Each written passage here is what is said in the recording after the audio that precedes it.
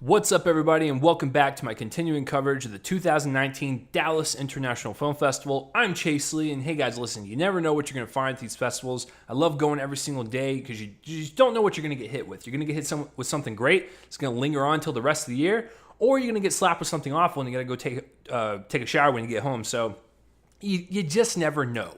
But what about this one? So this next one is my seventh film of the festival, and it's Girls of the Sun. Now, this one is directed by Eva Hossein, and this one stars Golshifteh Farahani as Bahar, and she leads this Kurdish female battalion group to fight against ISIS. And, ISIS kind of wronged them, kidnapped them, raped or sexually assaulted them, violently beat them, and now they want to come together and fight against this extremist group. And then you also have Emmanuelle Berco, and she plays Mathilda, and she is the kind of photographer on the scene. She takes pictures, and she kind of documents what they're doing. That way, like when she leaves that country, she can go write this as a news story and like tell people this is the truth. This is the harsh reality that these women have to go through. So, I didn't know much going into it.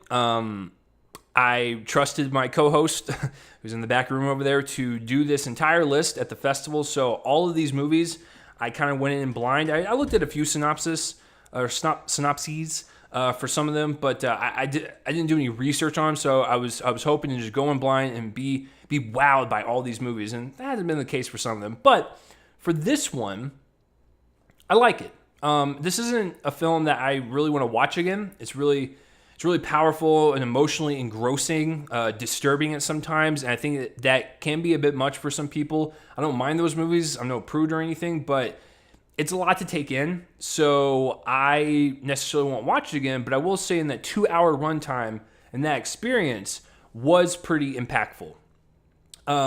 So, to kind of break this down a little further, the only really thing I didn't really care for, and this is just it's a slight on the movie for sure, but it's not something to deter your experience.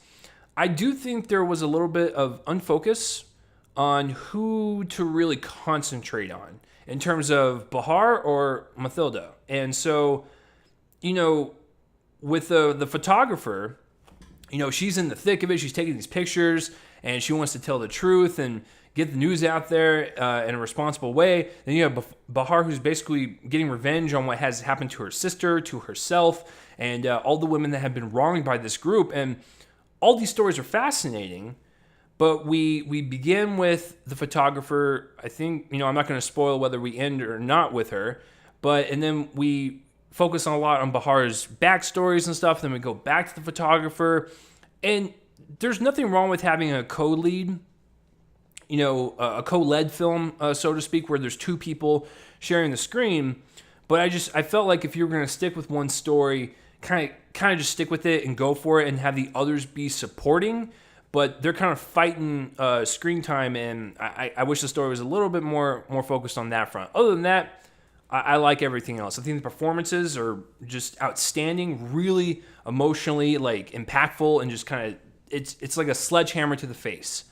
This is really dark subject matter to convey, and the fact that these women were really game to just kind of go the distance on some of these scenes and really endure this pain and the suffering, and then really show on their face this courageous, triumphant, fight at the end.